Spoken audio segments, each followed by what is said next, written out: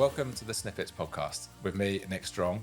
We are back in Air Hair Co in Newbury, and on this edition we have Callum Hughes. For anyone that might not recognise Callum, he is the owner and founder of VELO CLINIC in Newbury, which is bike fitting, triathlon coaching, and general all-round promotion of fitness and health, Callum, I'd imagine. Yeah, that's it, yeah.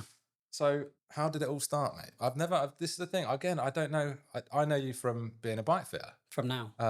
From like Callum the bike fitter. So how did it all start, mate? I've always been a problem solver, and I went snowboarding, took a winter out in 2006, 2007. Took a winter out, went snowboarding in Canada, loved it, came back and wanted a job that sort of fed what my brain did. And problem solving is sort of what I figured out. My mum always said I was a good guesser, so I think it went that way. And I found something with numbers. I started doing data entry, then went into like financial analysis for projects, and then got bike fitted and changed career. But I think the constant is I've always been doing sport. Not for performance, but probably for mental clarity. And I found it when I was about 15. I went out for a run one day, came back, and there were no voices in my head arguing. There was no pushing and pulling. It was just like, just calm. Yeah. I thought it was really nice. And from then onwards, I just ran like a bit more. So probably 2 or 3 times a week, just started running. And that's kept me sane. So that's the first love then, really, running, would you say? Yeah, it is. It's my first love to clear my head. Yeah. Because cycling, we were chatting about cycling earlier, and when you're on a road, you've got so much more to be aware of. Cars, traffic, potholes, other people trying to influence the rest of your ride, whether it's going to be good or bad. Yeah. Whereas out on a run, you can just run and it's you. So when did you start? Because again, Callum, as well as being a bike fitter, you're a high-level triathlete. Thank you very much. Because I've got some stats on you, Callum. Oh, no. You won Challenge Henley in 2013. Yep. You National Duathlon Champion 2015. Yep. 14th at the World 70.3 Championships in 2015. Yep. It's a good year. That's a good year. 10th at X-Tri 2016. 2nd at Ironman Wales in 2024. Yep. So how did you get from running into the triathlon scene then? So mountain biking was probably the thing I did with with friends more. So I used to mountain bike probably 2 or 3 times a week. I used to ride from Reading, go to work in Bracknell, and then ride to Swindley Forest. Ride around Swindley Forest and then ride home. Right. So I'd be out for hours. I'd do it after work sometimes. It was just that, well, I've got loads of time to spare. I just go ride my bike.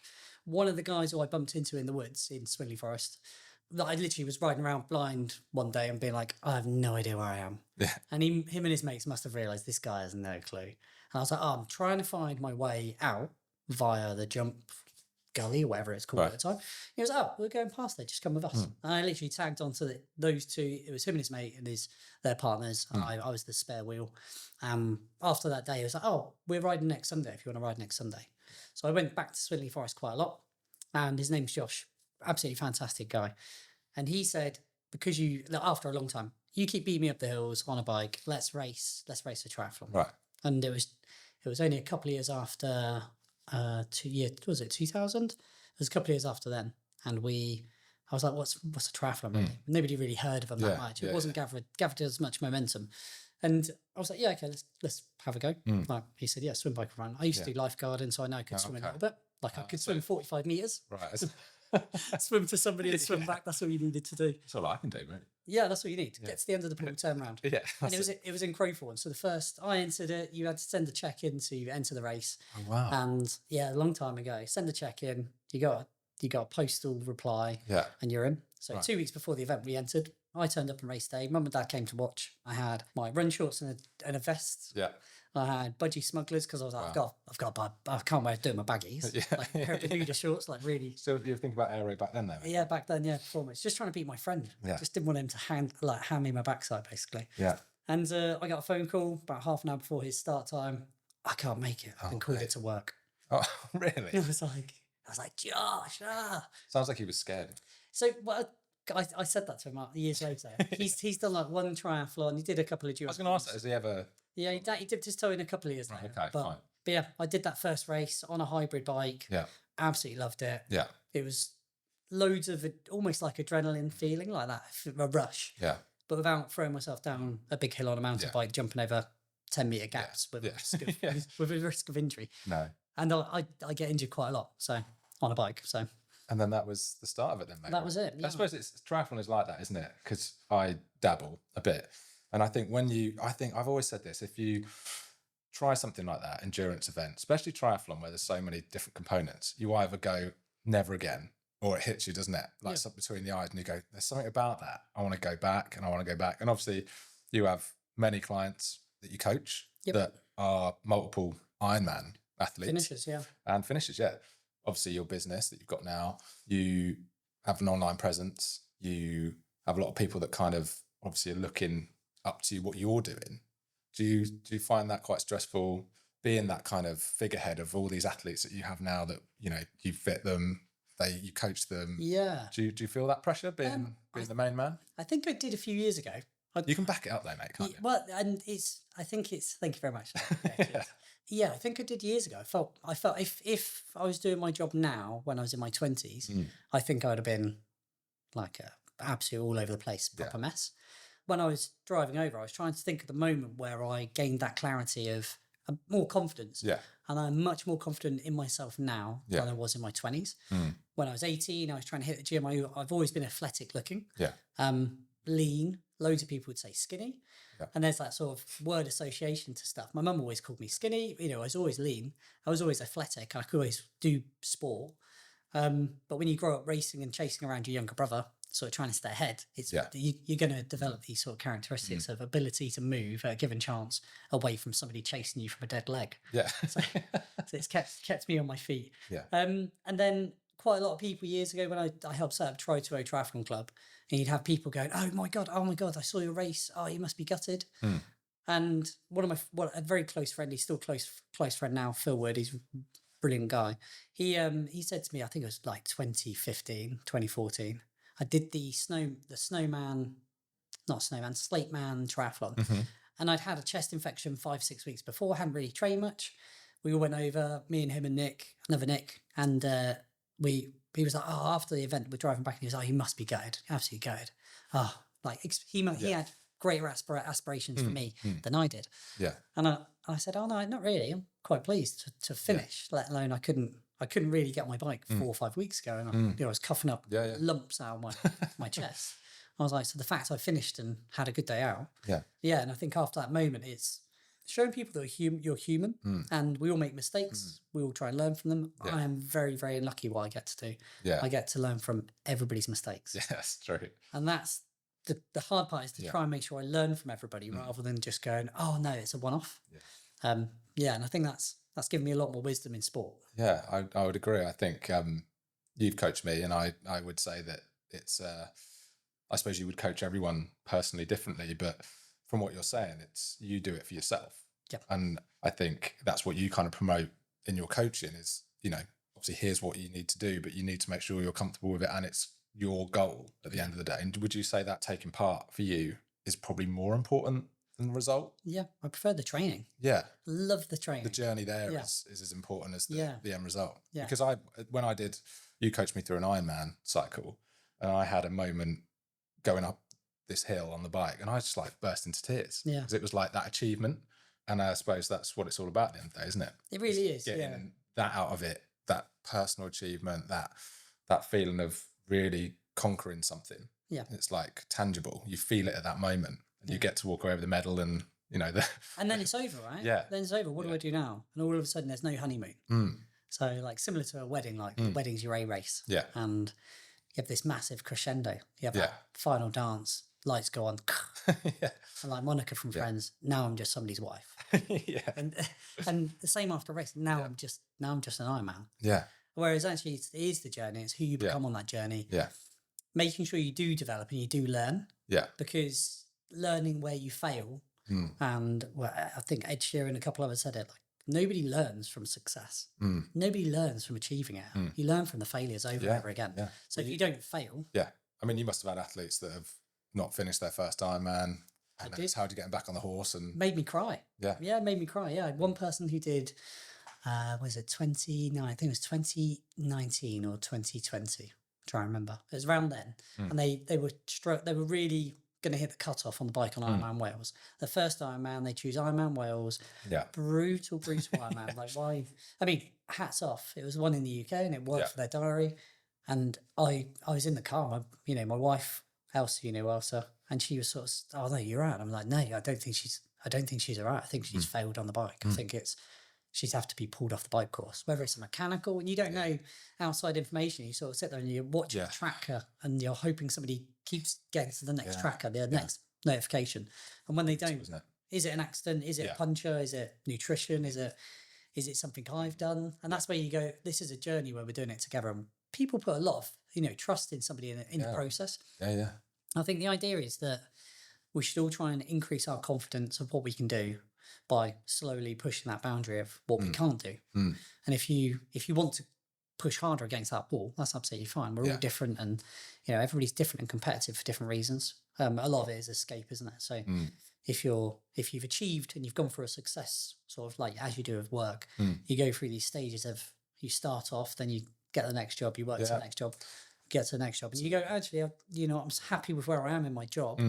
I still want that same feeling of that progressing. We have it from a kid. We see our kids go from balance bike to push bikes to riding a bike next to us, and we're like, oh my god, they're riding a bike, this is so cool. Or you're running with them and they're riding next to you. Whereas in life we expect that to stop, whereas actually sport should be something that should keep developing somebody.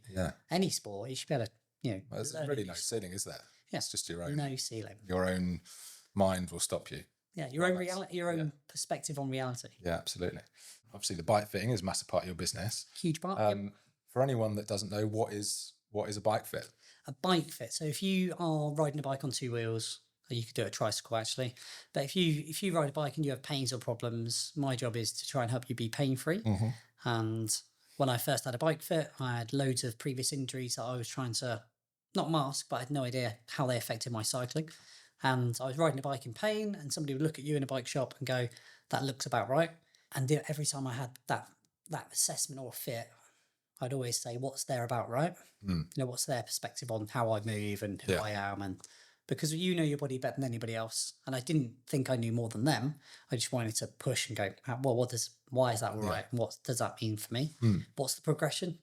And I had a retool bike fit, so that gave you data, and I love data. I love looking at numbers. And all of a sudden, I was like, "Oh, I've got numbers for who I am. Those are my numbers, unique to me." And then, as my mobility, strength, or discipline changes, or length of ride, those numbers change as well. So people come to me, we look at how they move, get them onto the bike, and change their bike so they are set up on their bike for their body, rather than you trying to fit the bike has to fit you. If you've never had a bike fit, you put all these like sticky dot things. Infrared sensors. It's a bit like watching someone make a video game, isn't it? You get your little stick man. I think that's the fun part. It's really interesting. It's a data caption tool that's accurate. That's the retool tool. The retool tool, retool software. And when I bought it, it was £12,000 to £15,000 for the kit. And so it's a huge investment, but it's an investment into showing the customer their journey through that fit, or even through life. So I've multiple times people come back and their body's changed, or their discipline's changed, or their injuries have changed. We have to accommodate it. That for me is the fun part of the challenge of retool. Gives you a set of numbers and they are average, or gives you ranges, and it's how then we interpret that information together, like the customer and I, and talk through what this means for them, rather than going, oh, this says you should be higher in your saddle height. Whereas I say, why do we need to be higher if it isn't causing a problem? And if we put it higher, is it going to make you more efficient? Is it going to make you a better runner if that's the option? So anybody coming to cycling for a rehab perspective, you want to make sure they're not causing any problems. Whereas a lot of times loads of runners will go. It's not symmetrical, is it, cycling? I think that's all, the bit. You think you're doing this motion, but I mean, we're all one-sided. A lot of that data that I've seen and stuff, it's amazing what intolerances we have in our body and length of legs and all sorts of stuff. It's crazy. So I mean, if you do need a bike fit, you're the man, Just give me a shout, because you are based in Greenham. Based up in Greenham. I've been doing it for 11 years. There's about 3,000 bike fits I've done using retool. We've done loads of mini fits when I worked in bike shops, so probably another 1,000 people that I've put on a bike and got them in the right place. But and I always, a lot of people say, oh no, I don't need that. Because they're just a cyclist. They say they don't even say they're a cyclist, but they ride a bike. And I'm always trying to say your body needs it to make sure you're comfortable. Yeah. Because if you don't, you're going to be causing a problem that's antagonistic to how you move sometimes. Yeah. And not everybody will need a bike fit. But if you're commuting, 5 days a week and you're inactive when you get to work. I mean, there's an interesting point. Even for that level, you don't have to be an athlete. Then just have to be someone that rides a bike. That's a cyclist. Yeah. Yeah. So I think a lot of the arguments of car versus bike, anybody can get on a bike. And anybody can get on a bike and be a cyclist, but they won't say I'm a cyclist. Yeah. I suppose you'd spend X amount of year on an MOT, a service. Yeah. So you should really do that for a bike. For a bike, yeah. Take care of your body. Yeah, take you're care the of engine body. riding that machine. You're the engine. Push iron. A friend of mine has that on his bike. I am What, the engine. Yeah. I've got a sticker of a wizard hat, actually, because, again, your nickname is the Wizard, right? Do you like that? Has anyone ever asked you if you like it? No, I don't think anybody's asked me if I like it. I find it... Where did that come from? Amanda. Yeah. Oh, right, okay. Yeah. It's really lovely. So I coached Amanda for 2.5 years. And quite quickly, she started saying, "Oh my God, Callum, you're amazing. Yeah. I feel I'm doing great. This is how I'm now running compared to how I was or how I was cycling." And it was always, "Oh my God." And anytime she'd be in the WhatsApp group, Callum's a wizard. I did this. Yeah. And then it started to gather momentum, and a couple of other people were like, "Oh yeah, well, he's a wizard because I did this." Yeah. And he's a wizard because I did this. And all of them are, he's a wizard because I did this and I did not do anything. Yeah. I just to make it clear, you're not the self-proclaimed wizard. No, exactly. Yeah, that's what I'm trying to get across. Is they say Callum is a wizard because I did this. Yeah. And sometimes all I've helped them do is find, access in their brain that they're confident to be able to do it. Yeah. I think that's the fun part of. I'm only there for the journey. I'm not there on race day. Right. I don't charge people. I'm not on a bike behind somebody running in a marathon. It's quite a thing. You are there though, mate, because you are. It's that little. You're like the good chimp, bad chimp type thing. Bad chimp is probably me. Good chimp is you. Going, you can do it, mate. You can do it. You must sit down sometimes and think, "Oh, this is." Like you said, you're very lucky to do what you do. But to have such a positive influence on people's lives is quite a thing, isn't it, really? It is, yeah. I do. And I get that in the bike fit as well as coaching. I've probably been coaching longer. I started coaching friends, and it was only like when I was in a gym when I was 18. I was going to say that. Yeah. How did the coaching start then? Like, where did that come from? Yeah, Elsa and I were talking about this I think it was last month or the month before, and she had no idea where it came from as well. And we sort of, most of the time, nobody knows where it comes from. I love helping people, but I love figuring out a problem. So it's sort of great for them, great for me. And when I was in school, I think I was in either sixth form or year 11, I helped in a bullying support groups, or say, anybody could come along and talk to you in this little room in the sixth form block or whatever block, D&T block, and chat to you with nobody would ever know what the talk was about. So it stopped with us if you wanted to. If it needed to be raised and you wanted it to be raised, it could go further. So I spent I reckon twice a week at lunchtime for maybe a year or 18 months. I think it was around 18 months as a student counsellor. But, it was a group of me and my friends, and it was really good. We felt like we were helping people, even just talking through how we approach homework and just small things. And when Elsa found this out, she said, "Oh my God, I didn't even know you did that." But that's, sometimes you forget these memories of how you've been shaped and moulded over the years. The building blocks, isn't it? So it is building blocks. I went from there to when I started going into a gym, I knew I was moving well. I always, lifted weights from a younger age because of a back issue. Yeah. And then in the gym, some friends would be like, "Oh, how are you doing that?" And I just, well, this is how I do it. And watch them. I go, "Oh, well, you're moving different to me." And it might be a leg length or it might be posture. And literally just trying to help people and it wasn't really coaching. It was just breaking down how I approach something to how they approach it. Yeah, no, it's interesting. So was it coach first, bike fit second? It was coach first, yeah. I started triathlon coaching when I helped set up Tri2O, so about 15 years ago. Tri2O Triathlon Club. And I just did level 1, level 2, and just to help out the club because we need more swim coaches. I absolutely loved delivering a swim lesson.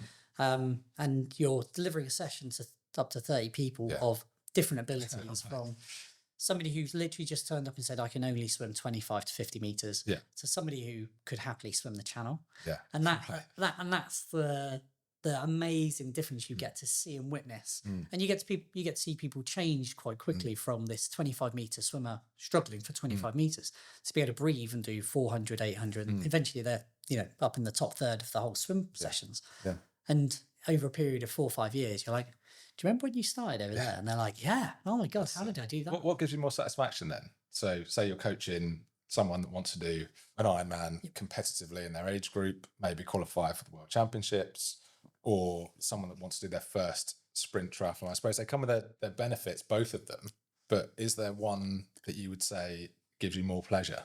There probably is in the back of my head. The things I love from either of them are when you're a complete newbie at anything. Yeah. That learning curve should be savoured. Yeah. And not necessarily documented on Instagram or anywhere else, but document it yourself. Write a journal or write notes in a diary. When I used to lift weights years ago, I'd write notes about what I was doing and why I was doing it and how I felt throughout. So I used to have like little weird, actually old maths books written down of what I was doing. So when you start a sport, triathlon, for example, that learning curve is so steep and you're in the thick of it. And most of the time you have no idea how much you've progressed in even 8 weeks compared to what you do over 6 months and I think that's the fun part. It is really quite gradual. From my own coaching experience from you do a session, you do a session. I remember doing one in particular. I ran like really fast, really comfortably, and I put in our little Training Peaks thing like, God, like what the hell just happened? Because it had been building to that point. And I didn't get injured and I didn't really feel horrendous at any point because of that gradual build. I remember getting out of the water actually in Cork. For anyone's reference, I did Ironman Cork in 2022. And when I got out of the water, I was like, oh my God, I've just swum in the sea. Crazy. Like even right up until the event, you were getting these little wow moments, which is, like I said, it's pretty incredible, really. I think that's the fun part. That's the fun part is learning. I say it to people when I'm doing a bike fit, where you're there with me for up to sometimes 2 to 3 hours. And I often say, like, the day I stop learning is probably the day I'm going to die. Like, my brain's gone, this is enough now. Yeah. And I'm always trying to, and it's not the new stuff's going in so the bad stuff can go out. It's just trying to find what works. Yeah. And it's always constantly trying to find efficiency in what I do daily, in how I live. Yeah. So almost like streamline. I do it with my kids. I'm terrible. Like I streamline getting out of the house. Yeah. So it's less stressful. Yeah. and I'm like, guys, start a coaching business for that, mate. Well, how to get your kids out of bed and out of bed's the hard part, right? Yeah. One stays in bed until he'll sleep till 9 if he could, and the other one's up at 6. The joys, isn't it? Yeah, it's completely different. And that's like my 2 kids, for example, they're completely different. You get that with people. How do you help somebody create a new habit? Yeah. So that it benefits them in life rather than going, like, I don't know how. And a lot of people say to me, I don't know how you fit it all in. And sometimes I don't. Yeah. But being able to have a clean slate rather than going, oh no, I've missed a session or I've missed whatever is in my life, right? It's not just about sport. Oh no, I really wanted to do this. Okay, I can't do it now. Well, I'm not. Yeah. Okay, well, time's passed for it. I can't always play catch up. Don't try and do 10 things at the weekend because you missed it. Absolutely. Unless it's the shopping, then you've got to get it done. Well, no, that's it. Yeah, that's got to be every Tuesday for me. Every Tuesday. So, mate, just to flip it around a bit. So obviously we know all about your coaching now. What a bike fit is, what you're doing. You have just released a new kit. It's coming soon for your coaching company. Wizard's hat on. With the wizard's hat on the arm. On the arm. Is that a big part of it for you? Like the look of a triathlete? Maybe not so much hair, but I know that there might be a moustache thing with triathlon and mullets are coming back. But when you're thinking about the kit, the design, the cut, is it quite important to you from almost like a fashion or creative standpoint as well? Not really, no. I think because I don't think I do fashion. Yeah. And I'll be wearing woolly jumpers till I die. And I think with the kit or what I wear, I usually want to be seen. Yeah. I've had too many close calls. I feel like I've ridden so long in my life that I've had, and I do remember like particular, I've been run over by a car when I was 18. I got hit side on at about 30 miles an hour down in Cowlane Bridges by Rivermead. Yes, yeah, I know what you mean. And that's what set me in my agony and pain throughout the rest of my life, really. That's like messed me up quite bad. But I still do sport. I still ride pain-free. Yeah. And I think that sort of if I can have an impact on somebody else, if they're going to wear kit that I Yeah. have got my logo on it because they're part of a team and they want to wear it, I'm not forcing anybody to wear it. No. My go-to for the design was, can you make it bright? Yeah. And we went with something that was darker at first and it looked quite tidy. I was like, still need it brighter. Yeah. And every iteration's got brighter and brighter. Yeah. So this one's got fluoro green on it instead of normal green. So it's even brighter again. Okay.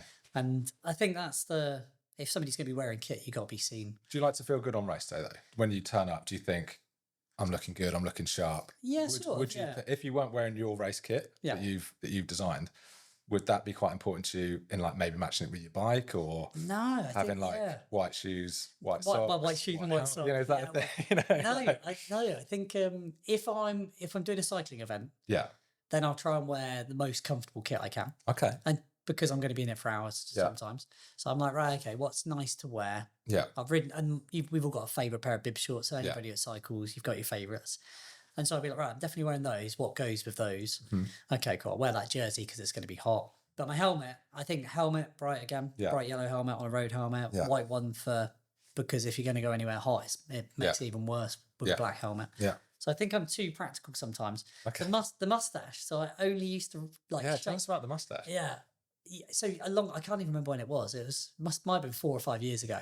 My oldest, who's now 9, said to me, "Dad, can you grow a mustache?" And I had like a bit of stubble, similar to what you got now, like all over. I was like, yeah, I could. He was like, oh, okay. And he sort of didn't say anything else. And I was doing a race that weekend. Yeah. And I shaved in a mustache. Yeah. And he must have thought, this is from my head, oh my God, he has a superpower. He's just grown a mustache out of thin air. Yeah. Mustache. Yeah. And that's amazing, Dad. Oh my God. Yeah. But on race day, he could see me because I had a mustache. And nobody else at the time had a mustache. Okay. So I used to shave him in on race days and sort of like a bit of luck. It's a thing now, though, right? It's the mustache on race day. Yeah, mustache on race day. So you've created a trend there, mate. I think so. Yeah, I'm going to say I did it. It wasn't an Aussie. No, it was Callum Hughes. VELO CLINIC. Yeah, VELO CLINIC trend. Thatcham. Yeah, you're welcome. Here's another one: socks or no socks? In triathlon. In triathlon. Socks. Yeah. All the way. All the way. Even in a sprint. It depends. If it's Newbury sprint triathlon, I'm not putting socks on. No. Because current champion. No, I came second. Did you? Yeah, I got beat by. You have got the course record there. Course record. Yeah, you're welcome. That was, by the way, that was the most pressure I've ever been under in my life. So local triathlon, everybody else calls it the World Champs. Yeah. And on the event morning 2 years ago, and it was before I did Ironman Wales, so it was like 3 weeks before. I had no pressure going into it because I was like, I've never done it before. I've lived in Newbury for 11 years. I've never done it before. Like, there's no pressure. The first time you ever did it? Yeah, I've spectated every time. I just cheered friends on. Yeah. It used to clash with Reading Triathlon, which I used to help organise, and part of the club was used to go and do that with friends. Yeah. So we do that on a mixed week sort of thing. Sure. It was only on race morning. I got my bike out and I'm like, oh no, I've got a puncher. Cool, trying to fix the puncher because I'm going to ride into Newbury and just do the race and then Elsa and the boys might come over. And as I'm sort of flapping around trying to, because everybody faffs on race morning anyway, I'm faffing around trying to sort of punch around, like get out of the house. Elsa goes, oh, I hope you win. Good luck. I was like, what? What do you mean? She goes, you're Callum Hughes, VELO CLINIC. You can imagine. Then the pressure goes through the roof. You've got to win. You've got to win. And I was like, no, this is just a fun race. And she was like, Graham's racing. That's all I'm saying. I was like, oh my God. I'll be beaten by Graham. So I rode, and I rode over from Thatcham to Newbury, like going, oh my God, what? People think I'm going to win? I'm like, I'm training for an Ironman. I'm not. I think we weren't expect you to lose, mate. Do you know what I mean? It's so funny though, isn't it? But you did absolutely smash it. I did smash it. I did smash it. Callum did win, and by an absolute margin. It was good fun. Unbelievable. I think that's when you're in the thick of it and you're feeling happy and fit. So on going back to your, do you want to feel good on race morning? I do, but I think I'm now used to dealing with stresses of a puncher, I plan for all eventualities. I plan for everything to go wrong, or it's already previously gone wrong and I've dealt with it and learned. That's it. That's the beauty of it for you, isn't it? I used to have a reputation for turning up late for things in the club. I probably still do with some people. And I turned up late for the relay championships, like in Grafton Water, Nottingham. Right. And I turned up. I'd driven there very quickly, way too quickly.